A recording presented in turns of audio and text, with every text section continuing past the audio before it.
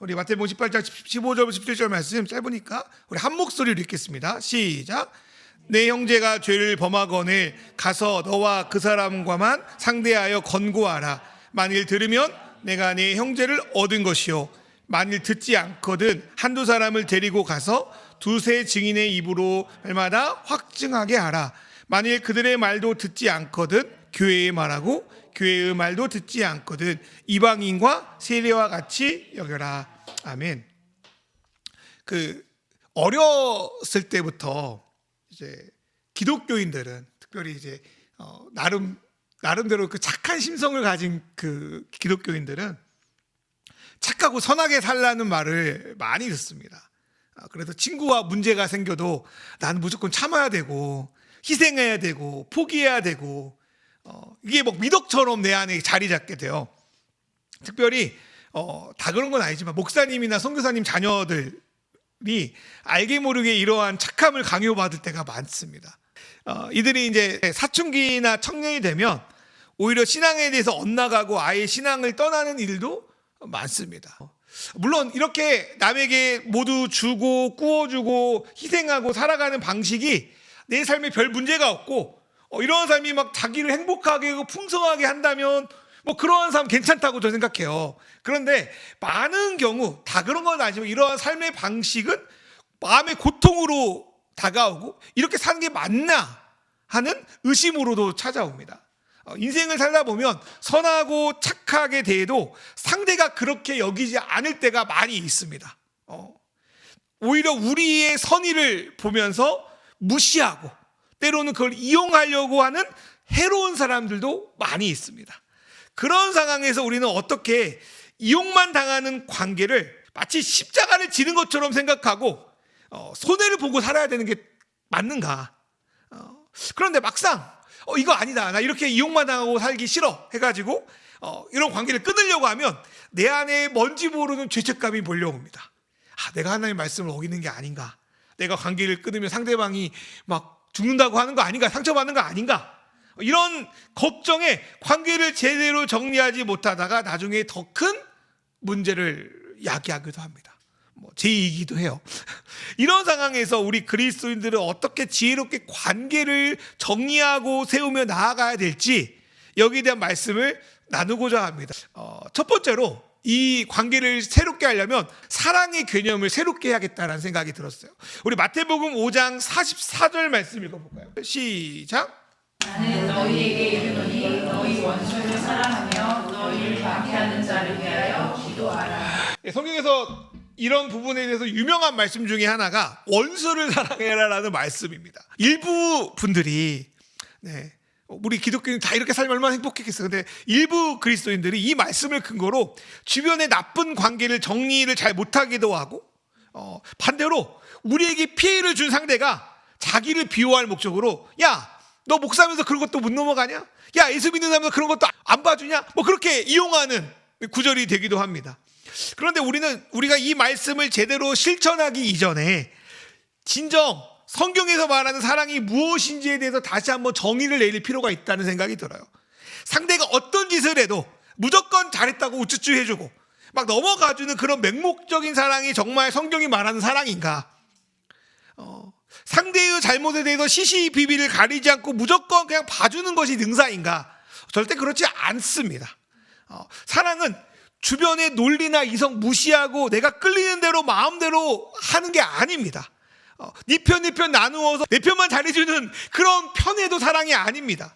제가 볼 때 성경적인 사랑은 각 사람이 올바르고 선한 길을 걸을 수 있도록, 그래서 건강한 마음으로 주님의 풍성함을 제대로 누릴 수 있도록 인격적으로 돕는 게 사랑이라고 저는 생각이 들어요.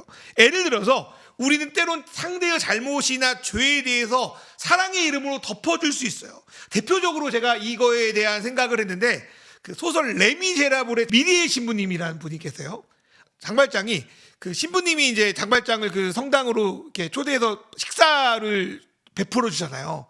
놀라운 호의를 베푼 거죠, 장발장한테. 근데 장발장이 그 호의를 무시하고 그 성당에서 그 밥 먹었었던 은식기가 탐이 나가지고 은식기를 딱 훔쳐가지고 도망갑니다. 그러다가 이제 경찰한테 잡혀요. 그래가지고 이제 경찰이 이제 장발장이 은식기 신부님께 받았다고. 그래가지고 믿을 수 없다. 신부님께 가자 해가지고 신부님께 끌고 옵니다. 그래가지고 이 사람에게 은식기 준 거 맞냐고. 그랬을 때 그 미리엘 신부님이 뭐라고 했는지 혹시 기억나십니까? 내가 은초 때도 주었는데 왜 은식기만 가져갔냐고. 은초 때 가져가라고 줍니다. 근데 장발장이 거기서 완전한 회심이에요. 이런 은혜를 베푸는 분이 있구나. 나도 이제까지 사회에 대한 불만과 이런 데서 내가 돌이켜서 나도 작지만 도움이 되는 사람으로 살아야겠다고 장발장이 거기서 회심합니다. 이럴 경우에는 덮어주는 것이 온전한 사람으로 변화되는 좋은 사랑의 행동이 됩니다. 하지만 예를 들어서 장발장이 은식기를 훔쳐가지고 또 끌려가지고 은투쳐줬고, 근데 또 다른 거 또 훔쳐가고 그랬는데도 계속적으로 그게 변화되지 않고 반복된다면 그 사랑의 용납, 사랑의 덮어줌이 정말 사랑인가? 자신의 잘못을 인식하지 못하고 똑같은 일을 반복하는 사람을 그냥 그대로 우쭈쭈 봐주는 게 사랑인가? 그렇지 않다고 생각합니다. 이러한 행동은 오히려 나뿐 아니라 상대에게도 독이 되고 더 큰 죄를 키우는 일입니다.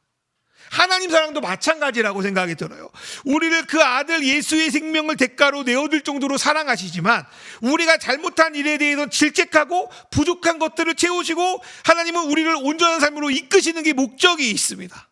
그래서 바울 사도가 뭐라고 말하냐면 고린도전서 13장에 그 사랑의 속성 중에 무슨 사랑의 속성이 있냐? 불의를 기뻐하지 않는 것과 진리와 함께 기뻐하는 것을 사랑의 속성 중에 하나라고 말씀하고 있어요. 나의 배려와 용납이 혹은 불의를 기뻐하거나 진리를 부정하는 것으로 나아간다면 우리는 사랑을 하고 있지 않는 겁니다. 예를 하나 들어서 이제 그 남경필 지사라고 그 경기도 지사를 예전에 했던 분이 계셔요. 이제 그 아들이 이제 기속적으로 마약을 투여해서 결국은 이제 감옥에 가게 됐는데 그 신고를 누가 했냐고 봤더니 아버지가 했어요. 아버지가 데리고 가라고. 도저히 안 되겠다고. 이분이 나쁜 겁니까? 이분이 자녀를 감옥에 쳐넣은 나쁜 아버지입니까? 아니라는 거예요. 그대로 놔두면 이 아들이 완전히 망가지겠다 생각이 들어서 결국 경찰에 신고하게 된 거라고요. 그러면서 이 지사님의 신고는 아들을 사랑하지 않는 것이 아니라 사랑한다는 거죠. 우리가 예수를 믿는 거는 우리가 그분을 주인으로 모시고 그분이 이끌어가는 그 사랑의 방식이 맞구나, 나한테 가장 좋은 길이구나를 인정하고 받아들이는 겁니다. 예수를 믿는다는 거는 뭘 해도 용서해주는 그분을 내 유익을 위해서 이용만 하고 면죄부를 받는 것이 아닙니다. 그렇기에 우리가 베푸는 것이 정말 사랑인 건지 아니면 저 사람을 망치는 건지를 우리는 판단해야 되는 거죠. 그 판단이 전제가 되어야 될 줄 믿습니다. 두 번째로 나를 상대하는 상대가 어떤 사람인지를 우리는 분별해야 합니다. 그 몇 년 전에 그 토기장이 출판사에서 나온 나는 안전한 사람인가라는 책이 있어요.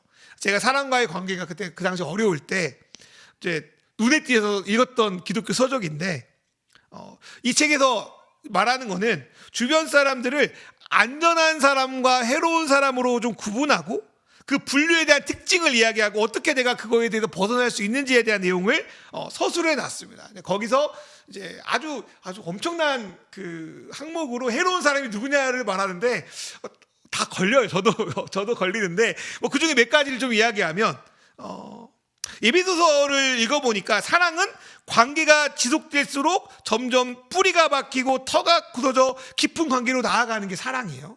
에베소 3장 17절에 보니까 그러나 처음에는 할 것처럼 하더니 약속을 반복적으로 어기는 사람, 그리고 쉽게 관계를 포기하는 사람은 해로운 사람일 확률이 높습니다. 두 번째로 다른 사람을 이해하려고 하지 않고 그 사람의 잘못에만 관심을 가지고 비판만 하고 자기의 잘못은 전혀 돌아보지 않는 사람도 해로운 사람입니다. 세 번째로 자기의 행동에 따라 어떤 결과가 나오는지에 대해 생각을 하지 않고 자기가 한 약속도 쉽게 어기는 무책임한 사람. 그냥 자기가 A를 하면 B가 할지 C가 할지에 대한 것들을 전혀 생각하지 않고 그때그때 기분 내키는 대로 무책임하게 행동하는 사람, 그런 사람도 해로운 사람일 확률이 높습니다. 이러한 사람의 특징은 자기의 부족함을 메꿔줄 사람을 일부러 찾습니다. 그래서 만약 여러분 스스로가 반복적으로 그런 사람의 지적거림을 하고 있는 건지, 자꾸 내가 이 사람은 뭐 잘못됐다 사과 안 하는데 내가 대신 가서 계속 사과하고 있다든지, 남들에게 계속 이 사람 괜찮은 사람이야, 괜찮은 사람이야 계속 변호만 해주고 있다든지 하면 뭐 좋은 사람도 될 수 있겠지만 해로운 사람일 수도 있다는 거죠. 네 번째 해로운 사람은 자신의 문제를 잘 인정하려고 하지 않습니다. 이 말 듣고 내가 그러나 이런 생각을 많이 했어요. 그중 종교를 가진 사람은 종교를 가지고 자기의 약점을 가리는 데 이용합니다. 다른 사람의 겉면에 대해서 계속적으로 방어적이기도 하고, 말로는 용서를 구하지만 실제로 잘못했다고 여기지도 않아요. 그러니까 변하지도 않죠. 남에게 자기가 요구하는 건 당연해요. 계속 뭐 해주라고 해요. 그러나 막상 어렵게 내가 좀 부탁을 하면 이유를 들어서 거의 들어주지 않습니다. 내가 그 사람에게 그 부탁을 들어주는 건 당연하고, 그 사람에게 내가 부탁하는 건 되게 어렵습니다. 이런 사람은 해로울 사람일 경우가 다분합니다. 그리고 이런 분들은 의도적이지 않을에도 불구하고 다른 사람의 호의를 이용해서 자기의 이익을 추구하고 상대방에게 죄책감을 심어주고 어떻게든 그거를 관계로 묶어버립니다. 만약 주변에서 이런 해로운 사람이 있다면 우리는 그 사람과의 관계를 새롭게 정리해야 됩니다. 뭐 때로는 끊어버려야 될 수 있고, 때로는 선을 그어야 될 경우도 있습니다. 우리 잠언 17장 12절 말씀 읽어볼까요? 잠언 17장 12절 말씀 시작.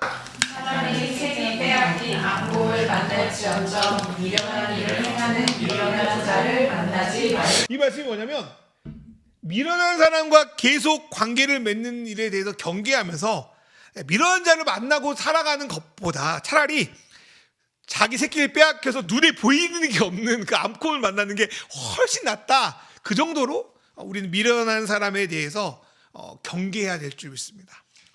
세 번째로 내가 어떤 종류의 사람인지를 좀 바로 파악하는 게 중요합니다.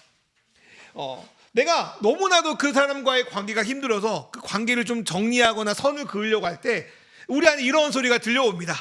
야, 내가 없으면 저 사람 힘들 텐데, 내가 안 챙겨주면 저 사람 나 싫어할 텐데, 이렇게 하는 게 주님이 우리를 사랑하는 방식은 아닐 텐데, 그런 정죄의 소리, 뭐 중독의 소리가 들려오는 거예요. 그러나 이거는 내가 그런 사람을 온전히 사랑할 수 있는 능력, 받아줄 수 있는 능력이 없음에도 거기에 매달리는 걸 수도 있어요. 내가 그렇게 하는 것이 오히려 상대를 안 좋게 만들고 나를 죽이는 행위가 될 수도 있어요. 여러분, 아프리카 속담 중에, 저는 이게 우리나라 속담인 줄 알았더니 아프리카 속담이래요. 제가 구글링을 해보니까 아프리카 속담 중에 한 아이를 키우는데 마을이 필요하다라는 말이 있습니다. 이거는 부모 한두 사람의 힘으로 아이를 온전한 성인으로 키울 수 없다는 거예요. 그래서 저번에 그 유튜브에서 어떤 아프리카 사람이 이제 한국의 저출산 문제에 대해서 이야기하는 그 쇼츠를 제가 보게 되었는데, 그분도 그런 말을 하더라고요. 한국의 저출산 문제는 돈의 문제가 아니라 함께 키울 수 있는 공동체가 사라져서 그렇다. 그게 가장 중요하다라는 거예요. 돈의 문제가 아니라 함께 키울 수 있는 공동체가 없기 때문이다. 사랑과의 관계를 맺는 것도 그래요. 우리가 상대에게 베풀 수 있는 사랑은 무한하지 않고 유한합니다. 내 상황이나 내 능력을 생각하지 않고 내가 바꿀 수 있어, 내가 저 사람 고칠 수 있어 하고 나아가는 것은 어쩌면 선의를 가장한 교만일 수도 있어요. 우리는 내 자신이 어떤 사람인지, 어떤 리소스, 자원을 갖고 있는지, 어떤 부류의 사람에게 특정하게 도움을 줄 수 있는지를 우리가 파악해야 돼요. 개인이 감당할 수 있는 건 개인이 할 수 있어요. 그러나 개인이 넘어선 문제는 주변 사람들한테, 공동체한테, 마을한테 같이 감당할 수 있도록 도움을 요청해야 됩니다. 시편 55편 22절의 말씀을 보니까 내 짐을 여호와께 맡기라. 그가 너를 붙드시고 의인의 요동함을 영원히 허락하지 아니하시로다. 이 말씀을 보니까 하나님은 우리의 짐을 하나님께 맡기라고 말씀합니다. 우리가 맡겨야 될 짐 중에는 관계의 짐도 있어요. 우리는 물론 로마서 12장 말씀처럼 할 수 있거든 모든 사람과 더불어 화목을 추구해야 돼요. 그러나 그것이 우리에게 감당할 수 없는 짐으로 다가오면 우리는 그 짐을 주님께 맡겨야 돼요. 다른 사람의 도움을 요청해야 돼요. 자녀를 양육할 때도 사랑과 관계를 맺을 때도 내가 감당할 수 있는 영역이 있고 하나님께 맡겨드리는 영역이 있다는 거예요. 내가 할 수 없는 영역을 어떻게든 내가 하려고 붙들고 있다면 그게 얼마나 고통스러운 일이겠어요. 나를 망가뜨리는 일이겠죠. 만약 우리 안에 그런 관계의 어려움이 있다면 수고하고 무거운 짐을 하나님께 맡기고, 하나님, 저는 여기까지 가능합니다. 저는 할 수 없습니다. 만약 내가 할 수 있음에도 내가 그거를 바라보지 않고 도와주지 않는다면 그거는 죄라고 생각해요. 그러나 할 수 없는 상황에서 내가 그걸 계속적으로 붙들고 있다면 하나님이 존귀하게 여기셔서 그 아들 예수의 목숨까지도 주시면서 살리신 우리 자신을 망가뜨릴 일입니다. 그럴 때 우리는 하나님, 전 여기까지인가 봅니다. 하나님, 저 사람 선한 길로 인도해 주시고 우리는 좀 자유해지는, 우리가 할 수 있는 것들만 하게 되는 그런 저와 여러분 되기를 소망합니다. 두 번째로, 우리는 모든 사람과 관계를 깊어질 실력이 없어요. 여러분, 전에 몇 번 말했지만 한 사람이 정상적으로 제대로 품을 수 있는 관계는 10명에서 12명이래요. 중심이. 그 이상으로 품으려고 하면 반드시 소외되거나 놓치는 부분이 생기기 마련이에요. 그러니까 사람과 관계에도 또 차별하는 건 아니고 동심원적 구조로 단계를 둬야 된다고 생각합니다. 성경에 보니까요, 예수님의 공생애에 수많은 사람들이 따랐어요. 5천 명 넘게 따랐다는 기록도 있고요. 그런데 예수님은요, 그 중에 12명을 따로 세워 제자를 삼아요. 예수님은 하나님이시지만 육신을 입고 오셨기 때문에 집중해서 양육할 수 있는 사람이 한정적이었던 거죠. 그리고 그 중에서 베드로, 요한, 야고보만 데리고 따로 이렇게 변호사도 자기들끼리 올라가기도 하고 기도도 자기들끼리 가기도 하고 또 3명을 또 따로 세워요. 그리고 예수님은 모든 인류를 위해서 구원하러 오셨지만 예수님의 사역은 어디에 집중되냐면 이스라엘에 집중되어 있어요. 물론 두로나 시론 가면서 가끔씩 이제 이방인에게도 가시긴 하지만 주된 사역은 이스라엘의 어린 양, 잃어버린 어린 양을 위한 사역이에요. 모든 사람을 커버할 수 없는 거예요. 예수님도 사람의 몸을 입고 왔기 때문에. 그러니까 어디에 집중합니까? 이스라엘에게 집중하는 거죠. 유대에 집중하는 거죠. 특히 갈릴리에 집중하십니다. 우리도 마찬가지예요. 우리는 되도록 모든 사람과 관계를 잘 지내고 화목해야 돼요. 그러나 그 화목의 정도가 똑같을 수는 없어요. 우리는 호의를 보이는 대상과 신뢰할 만한 대상과 사랑할 만한 대상을 구별해야 돼요. 정말 관계 속에서 저 사람이 우리의 가족인가, 내 중심 그 가족인가, 아니면 일로 지나치는 손님인가를 구분해야 되는 거죠. 그런데 손님 정도 되는 관계를 가족처럼 대하고 가족인 사람을 손님처럼 소홀히 한다면 우리 관계는 깊어지지 않고 미끄러지게 됩니다. 어떻게 내가 누구를 사랑하는지, 내가 사랑할 수 있는 사람의 수는 얼마 정도 되는지, 내 마음의 그릇이 얼마나 되는지, 내가 저 사람과 어느 정도의 관계를 맺고 있는지, 이런 구분이 우리 관계 속에서 필요합니다. 차별하는 게 아니고 단계를 밟아가는 거예요. 순식간에 10층 못 올라가요. 엘리베이터도 가능하겠지만 1층을 밟아 2층 올라가고 2층 밟아 3층 가는 거예요. 그렇게 관계를 이렇게 좀 나 자신이 어떤지를, 내 자신이 어느 정도인지를 고민하고 관계를 세워갔으면 좋겠습니다. 네 번째로, 죄를 범하면 경고하고 회개하면 용서하라 성경은 말합니다. 내가 어떤 사람이고 상대가 어떤 사람이고 내 관계의 능력이 어떤 정도가 되는지 분별했다면 나를 힘들게 하고 내가 감당하지 못한 그 해로운 사람과의 관계를 정리해 나가야 합니다. 그 관계의 대상자는 내가 아무리 용을 써도 회개하지 않는 사람이에요. 우리가 관계를 정리하려고 했을 때 마음에 탁 걸리는 구절 중에 하나가 또 있는데, 이거는 70번 7번이나 용서하라는 말씀입니다. 우리 읽어볼까요? 마태복음 18장 22절 18장 22절 시작. 예수께서 이르시되 내 이름이 7번뿐 아니라 7번을 70번까지라도 할지니라. 베드로가 묻잖아요. 형제를 얼마나 용서해야 됩니까? 7번 정도는 되겠습니까? 7번도 되게 많은 숫자예요. 근데 주님이 7번을 70번 하래요. 7 곱하기 70, 490번이죠. 되게 부담스럽지 않습니까? 이 말씀에 나오는 23절의 말씀을 보면 그 만달란트 비유가 나요. 하나님이 우리를 용서하신 것은 마치 만달란트 빚을 갚은 것과 같으니 형제가 나에게 조금 잘못한 것에 대해서 용서하지 않으면 하나님도 우리를 용서하지 않을 거다, 이런 무서운 말씀이 들어가 있습니다. 그러나요, 이 말씀은 용서를 제대로 구한 사람을 대상으로 하는 말씀이지 용서를 구하지 않는 사람을 대상으로 하는 게 아닙니다.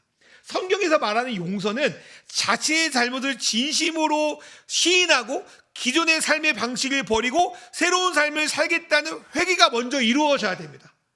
정말 이러한 회개가 이루어지고 있다고 한다면 우리는 앞선 성경의 말씀대로 극단적인 표현이지만 70번에 7번이라도 용서할 수 있겠죠. 그러나 만약 우리 주변에 해로운 사람이 있고 계속 끊임없이 기회를 주어도 전혀 상황이 나아지지 않는다면 우리는 점검할 수 있는 거예요. 처음부터 이 사람이 회개했는지 그냥 회개하는 척 하는지 구분도 안 돼요. 그러나 계속적으로 지켜보면 이 사람은요 계속 지속적으로 똑같은 잘못을 반복하는 거예요. 그럴 때 이 사람은 계속 회개하지 않고 죄를 범하고 있구나 알 수 있어요. 자, 읽어볼까요? 마태복음 18장 7절. 마태복음 18장 7절 읽어볼까요? 시작. 실족하게 하는 일이 있음으로 말미암아 세상에 화가 있도다. 실족하게 하는 일이 없을 수는 없으나 실족하게 하는 그 사람에게는 화가 있도다.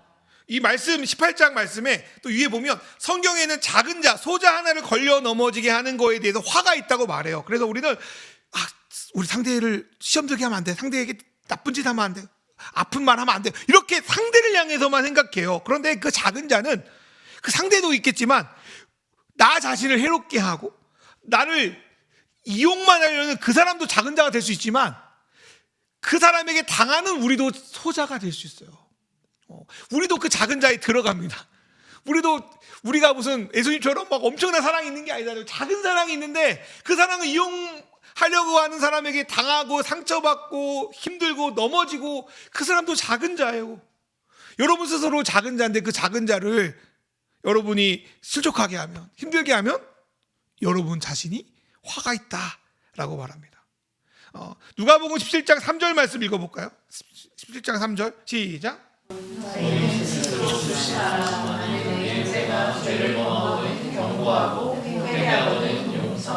여기 말씀처럼 우리는 우리 행동이 어떤 사람을 넘어뜨릴 수 있게 하는 거에 대해서 조심해야 돼요. 당연하죠. 그러나 우리를 해롭게 하는 사람들에게 의해서 계속 당하고 실족당하고 상처받는 나를 그냥 방치해서는 안 됩니다. 우리 역시 소중히 다뤄져야, 조심히 다뤄져야 될 인격이에요. 사람이에요. 그래서 이제 저는 누가복음 17장 3절 말씀 중 스스로 조심하라는 그 말씀의 구절이 스스로 소중히 여겨라 뭐 이렇게 말씀으로 들리더라고요. 그리고 이 스스로를 소중히 여기고 지키기 위해서 우리가 해야 되는 것 중에 하나는 누가복음 17장 3절의 말씀에 나오는 것처럼 형제가 죄를 범하면 경고하고 회개하면 용서하라는 거예요. 예수님은 한 사람이 정말 회개하고 있는지 아니면 계속 회개하지 않고 죄를 범하는 삶을 살고 있는지에 대해서 좋은 방법 하나를 마태복음 18장 15절부터 17절까지 말씀하고 있어요. 여기서 해로운 사람의 특징은 지속적인 죄에 대한 권면을 듣지 않는 거예요. 아무리 회개해라, 바뀌어라, 돌이켜라, 인정해라 해도 변하지 않는 사람은 회개하지 않는 사람이에요. 회개하지 않는 사람은 우리는 용서할 수 없어요. 용납은 가능하면 용서 못해요. 받지 못한 사람과 함께 더 깊은 관계로 나아갈 수도 없어요. 그래서 예수님은 이런 자들을 제대로 분별하기 위해서 총 3번의 기회를 주라고 합니다. 여기서 3번은 문자적으로 딱 3번이 아니라 3번의 점검 방식을 통해서 이 사람이 정말 회개하고 변화될 수 있는지 그렇지 않고 있는지를 점검하라는 거예요. 첫 번째로 개인적인 권면입니다. 우리 마태복음 18장 15절 말씀 읽어볼까요? 15절 말씀 시작. 네 형제가 죄를 범하거든 가서 너와 그 사람을 상대하여 권고하라. 나를 들으면 내가 내 형제를 얻은 것이요. 개인적으로 권면할 수 있어요. 나는 기회도 주고 좀 기다려주고 용납도 해주고 좀 계속적으로 그 문제가 있다면 좀 고치면 좋겠다. 어렵다. 우리도 어렵고 다 어렵다. 개인적인 권면을 할 수 있어요. 정확하게 이야기해야 돼요. 쉽지 않은 일이지만 정말 그 말을 듣고 내가 부족해. 내가 잘 안 돼. 그러나 도와줘라. 문제를 정확히 인식하고 도와달라고 이야기하면서 좀 그 상대의 조언을 받아들이고 도움을 요청한다면 예수님은 너 형제를 얻었다. 이렇게 말씀하십니다. 두 번째로 공동체적인 해결이에요. 한번 읽어볼까요? 마태복음 18장 16절 시작. 만일 듣지 않거든 한 사람을 데리고 가서 나가서 두세 증인의 입으로 말하여 개인적으로 겉면에도 말을 듣지 않아요. 그러면 그 둘 사이의 문제가 정말 어떤 문제인지를 조금 이렇게 평가하고 신뢰할 만한 두 사람과 같이 이 문제를 객관적으로 평가하게 합니다. 그리고 그들을 통해서 관계를 어떻게 풀어야 되는지에 대한 조언을 들어요. 근데 그들의 두세 사람의 말이 내가 그 상대에게 말하는 말과 동의를 하다면 그 상대는 그 말을 듣는 게 더 맞죠. 그런데 그 말도 듣지 않으면 어떻게 해야 되냐? 공적으로 해결할 수밖에 없어요. 마태복음 18장 17절 말씀 읽어볼까요? 18장 17절 시작. 만일 그들의 말도 듣지 않거든 교회에 말하고 교회의 말도 듣지 않거든 이방인과 세리와 같이 여겨. 이 문제를 개인이나 가족이든 공동체 해결할 수 없기 때문에 이제는 교회 안에 있다면, 그 당시 교회 권위는 우리가 생각하는 교회 권위보다 되게 강력한 권위가 있어서 작아도 교회 해결하든지 아니면 우리가 회사나 조직 안에 있다면 거기에 조직에게 판단을 맡기든지 공적인 해결을 해야 돼요.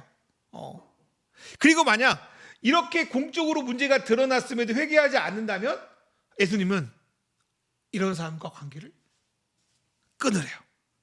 이방인과 세리같이 여기래요.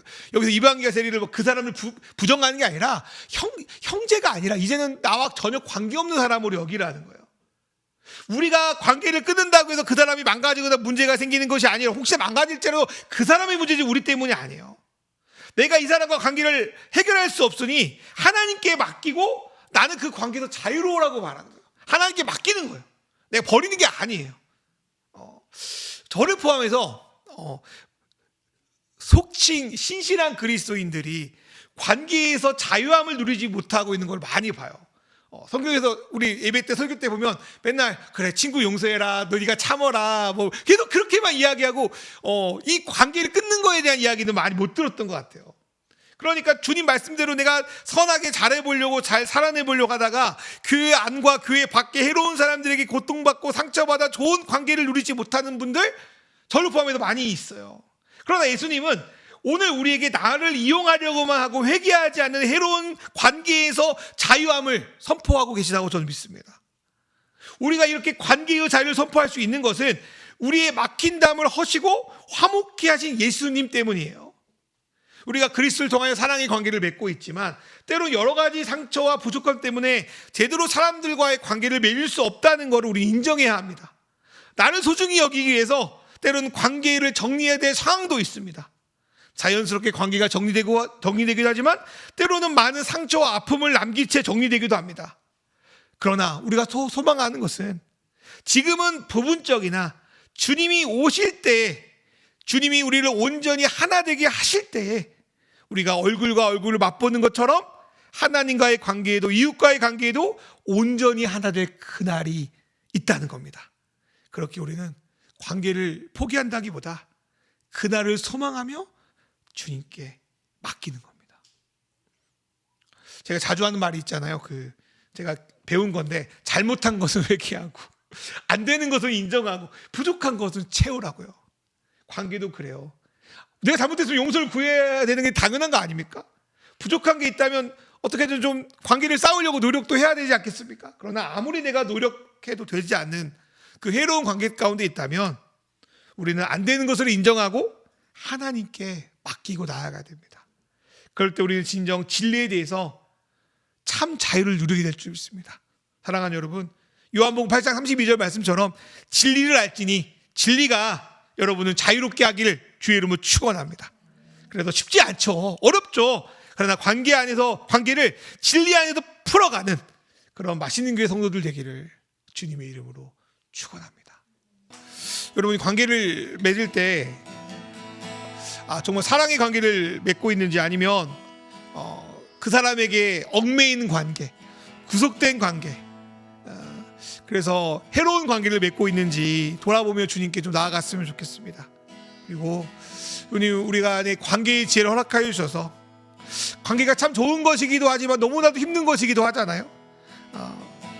상대를 알고 나를 알아서 정말 균형 있는 관계로 나아가게 하여 주십시오.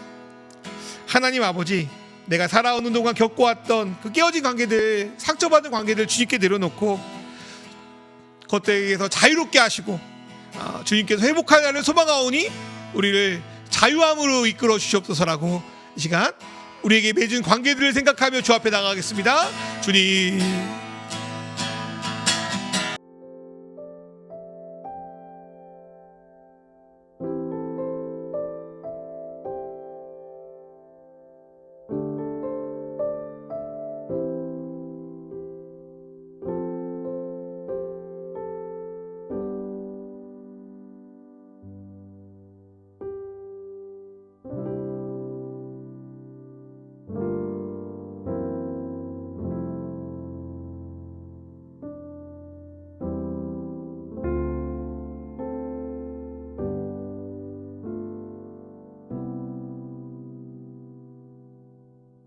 우리 시간 기도하겠습니다.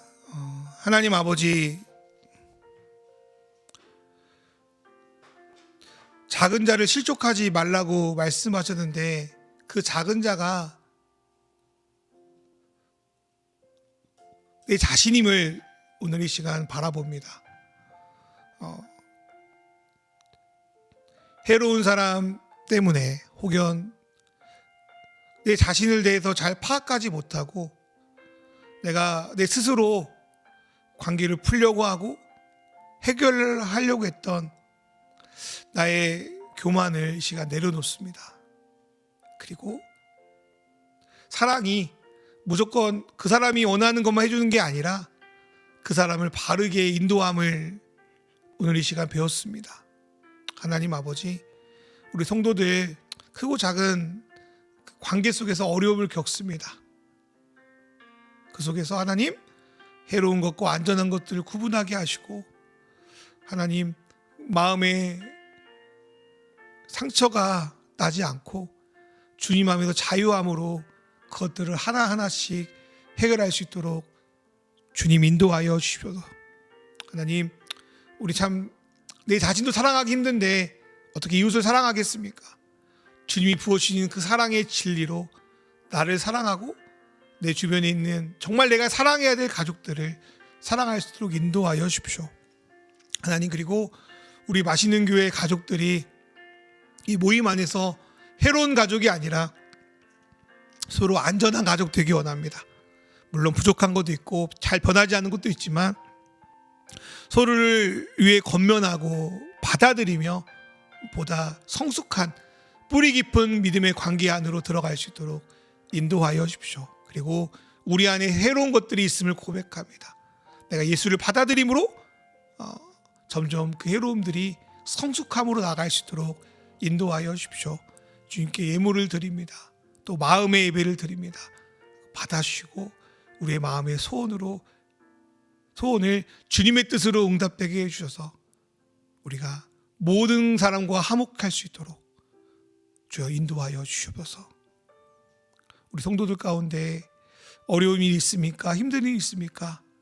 주님 안에서 내려놓고 자유함 얻을 수 있도록 인도하여 주십시오. 예수님의 이름으로 기도드립니다. 이제는 우리 주 예수 그리스도의 은혜와 하나님 아버지의 사랑과 성령님의 인도하심이 이제 관계의 문제도 주님 앞에 내려놓고 자유해지길 소망하는, 그리고 정말 그리스도 안에서 안전한 가족으로 나아갈 줄 믿는 우리 맛있는 교회 가족들 모든 삶 위에, 관계 위에 이제부터 영원히 함께 하시기를 간절히 축원하옵나이다. 아멘.